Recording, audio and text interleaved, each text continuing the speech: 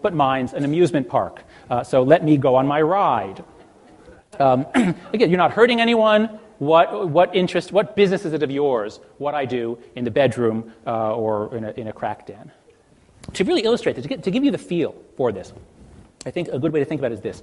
So I Googled family or American family, and I deliberately picked a seemingly white middle-class suburban family with 2 daughters. I picked of the options, I did that one deliberately. I'd like you to put yourself in their place, raising 2 daughters in this day and age. Some of you have daughters. It works for sons too, but not quite as well. And just imagine all the threats that you have to fend off as a parent. You've got Madonna. You've got people saying, "Oh, split your tongue. Pierce your nose." I don't even know what those things are in his nose. But modify your body. It's cool. Take drugs. It doesn't hurt anyone. Burn the flag. It's free speech. Abortion. It's choice. Kevorkian. If you want to end your life, everyone should be able to. Yeah, so is anything sacred on the left? Yes. Victim groups. You don't make jokes about victim groups.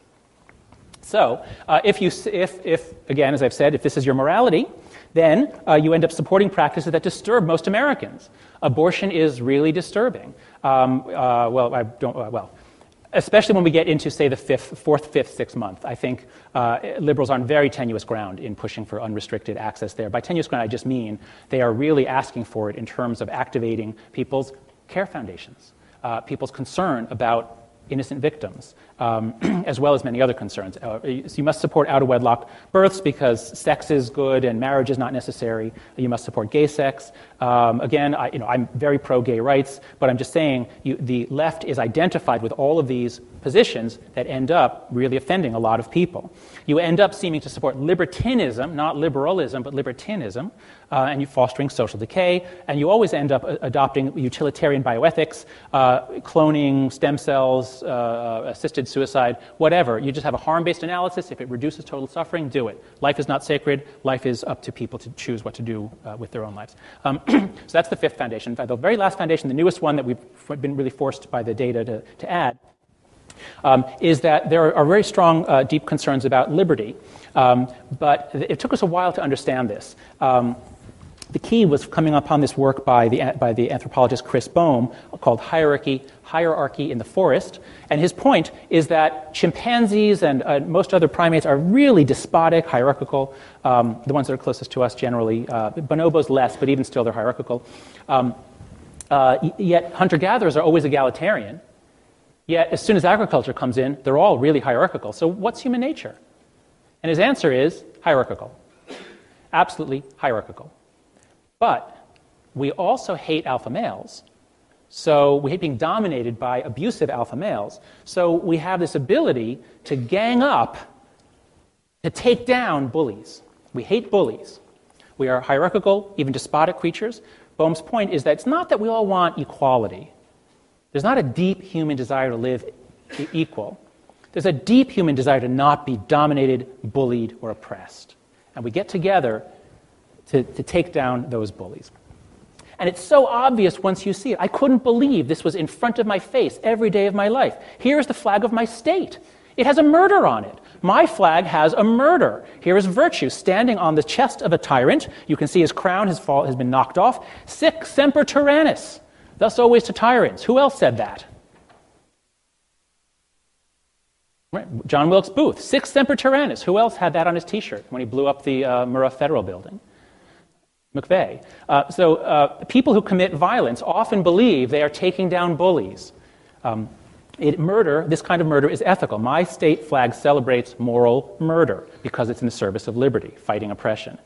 So the crucial distinction here is negative liberty, that is, the kind of American give me liberty or give me death. This is don't tread on me, don't hem me in, don't tell me what to do, don't force me to obey your rules. This is a very deep, very powerful sentiment.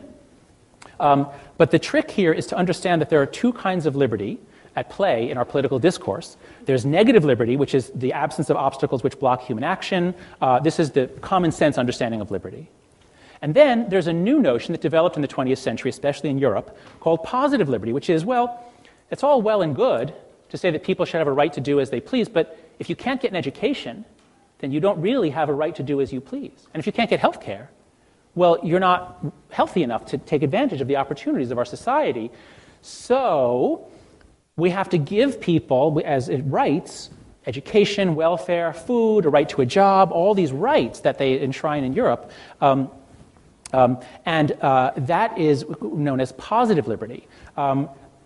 It's really crucial to recognize that the top one is deep, emotional, obvious, everyone gets it. The bottom is a subtle cerebral concept developed by philosophers gradually, has very little emotional resonance. You probably understood my description, but it doesn't rankle. Violations of it don't rankle in the way that violations of negative liberty do. So what happens is the right, what we now call conservatives, we also can call sometimes classical liberals. They stand for liberty, that is, negative liberty. Give me liberty, don't tread on me. Just as they said in the 18th century, it's the government which is the threat. Whereas liberals gave up liberty, basically. Liberals embraced positive liberty and now act in ways that actually violate negative liberty.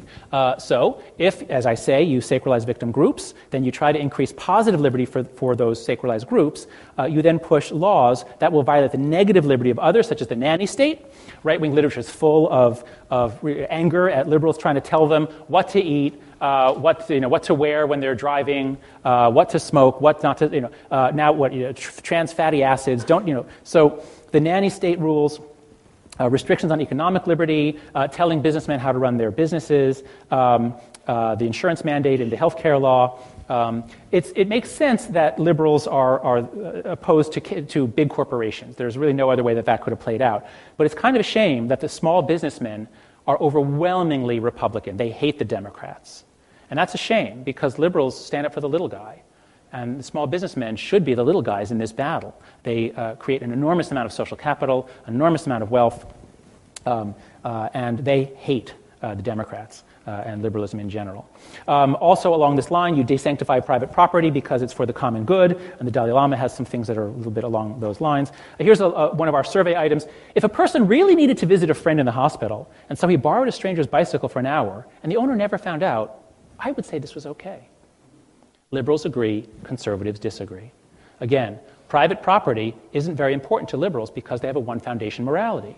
And hey, if you're going to visit a friend in the hospital, you're being compassionate? Fine, take a bicycle. All right, so you get my point. That if you have a one foundation morality, you are going to commit 5 kinds of sacrilege. You're going to really anger most Americans who are going to respond to right-wing appeals that have painted liberalism as a dirty word since the Reagan years. And you're going to see a country such as ours in which, this is from Gallup data, the percentage of people who describe themselves as liberal is down here, conservatives are here, the dark green, moderates are this line here. This is the surge in liberalism from 19 to 22%. That's the surge that brought Obama to power, but then it's back down. So this is our nation. I think there are some very good reasons, and moral psychology can help us understand why our nation is like this. So that's all I'll say about this third point, that to relieve the suffering of victims, liberals violate the other 5 foundations and commit 5 kinds of sacrilege. So that's the main message of my talk in terms of moral psychology. Now, to come back to C-Care, and to anybody who cares about how do we promote more altruism and compassion, what can we do? Well, the first step is to realize that if you have a one foundation morality, and you think that that's all of morality, well, how could anyone oppose you? I mean, this is moral.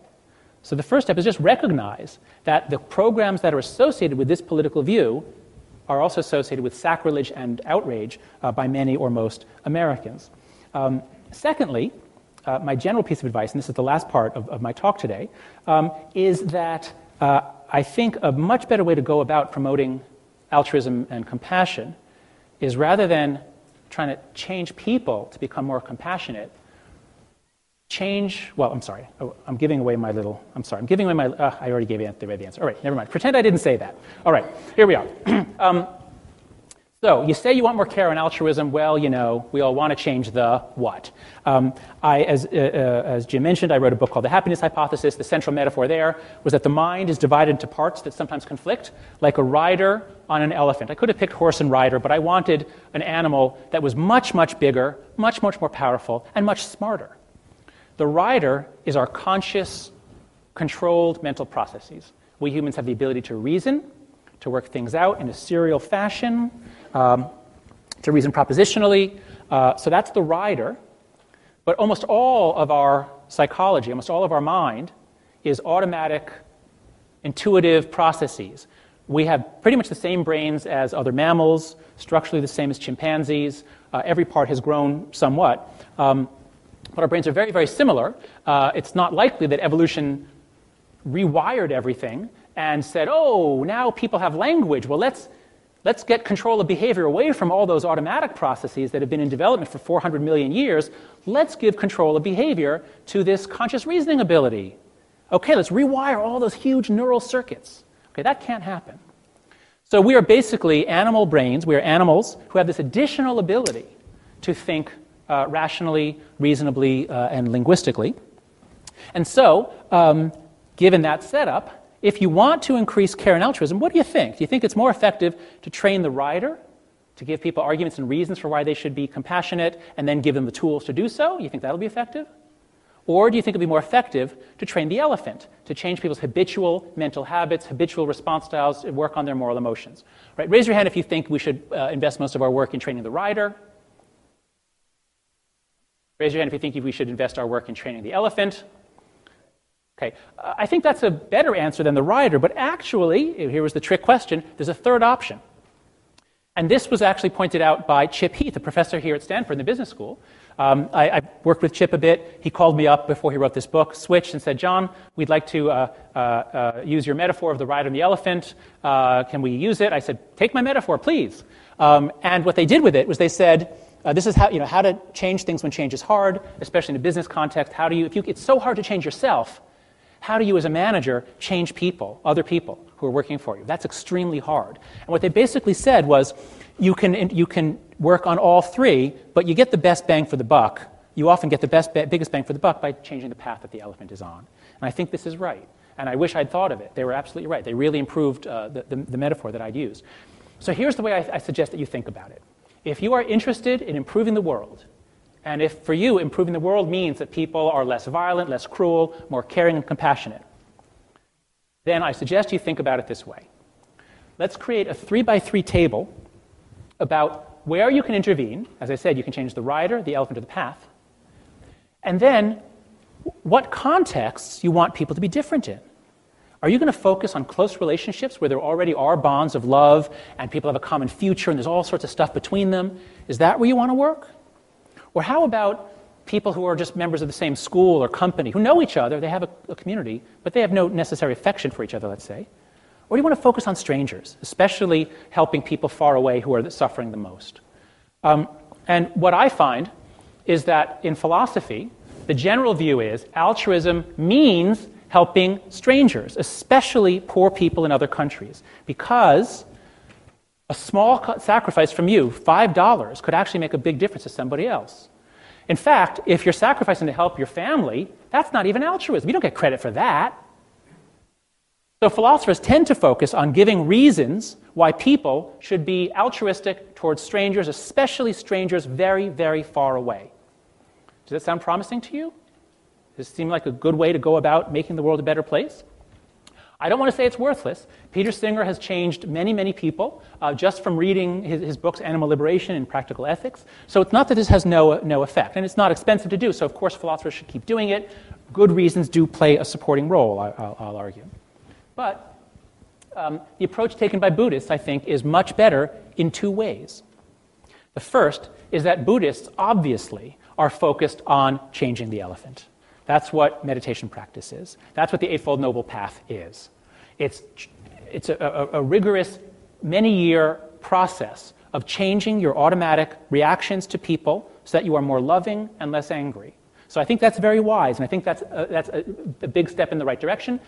Secondly, again, reading the Dalai Lama, the book on ethics, it's very clear he's talking about all human relationships, from strangers to spouses and parents, everything. So I think the Dalai Lama approach is much more likely to succeed and much more likely to give you a payoff than is focusing on convincing riders that they should help starving people elsewhere. Not that that's, again, it's a good thing to do, but it's just, in terms of bang for the buck, I think this is a very promising approach. But what I'd like to argue, and this is the really last major point I'm going to make today,